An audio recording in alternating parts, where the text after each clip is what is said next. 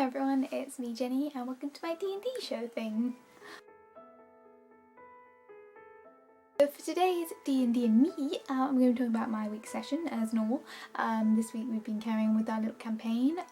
We did a lot of talking to nobles to kind of get a grip of what's going on. In terms of the wider plotline, the defeating the Lich who killed our past lives type plotline, that's kind of on the back burner while we're working on some other things, which is really fun because I don't think I'll be able to do that in any other campaign where we kind of almost do side quests, but I've got the feeling they'll link in quite strongly.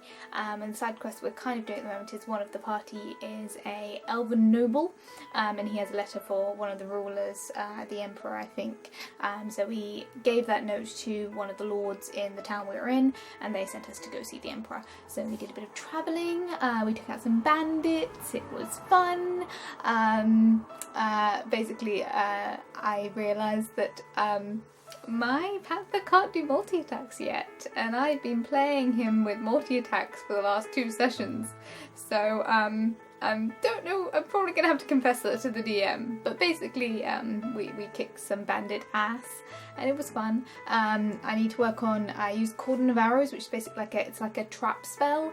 I think it's useful for things like nighttime camping and stuff, and I used it as a combat spell and no one went into the trap zone, so it was completely ineffective and a waste of whatever level 2 spell, so my bad. And we ended the session with trying to go see the emperor and not being able to see the emperor because he was sleeping because he's old. So we're going to start this next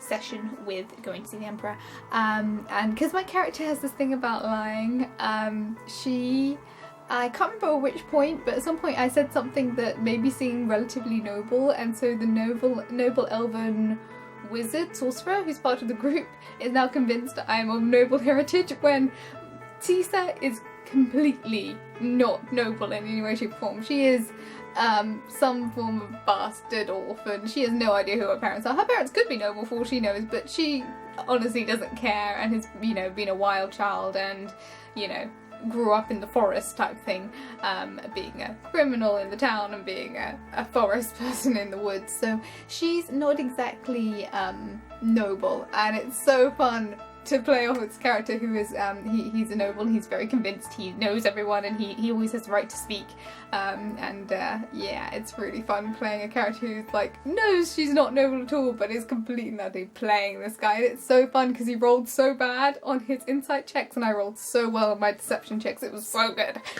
So yeah, I can keep on subtly putting in hints that I'm from this noble family. And funnily enough, my first character, Nyla, she's kind of got she was noble. She was a noble runaway. Runaway because demons attacked and killed her sisters, and she's terrified to go home because she thinks that's going on. So basically what I'm going to do is every time he tries to insight check me into what my character backstory is, I'm going to feed him plot points from my first character and see how well that goes, because that's going to be so fun! And yeah, so we ended last session with getting into the kind of head city with the emperor and milling around, putting on fancy robes, and the odd marks that appeared on our bodies have turned into full-blown animal avatar tattoos. So I've got an eagle on my leg, which Tisa is very, very terrified of the concept of destiny and the concept of other powers. She's just terrified of the concept of that leading her into a path which she can't control, which is her kind of biggest fault. It's not actually on her fault list, but that's kind of her thing, is she's terrified of destiny or control, and so I think she's gonna hide the tattoo and bandage it away and not tell anyone. So yeah, that's really fun. Anyway, so that's D&D and Me. Yeah. So for this week's D&D and We, it's going to be really, really quick because basically I watched this week's episode of Critical Role and it was so good, and Travis William kicked ass as Grog, the way he improv the dialogue and the character development and the way that he kind of, built up the character. It's just so, I've never seen him shine so well as in this episode. It was just so well done.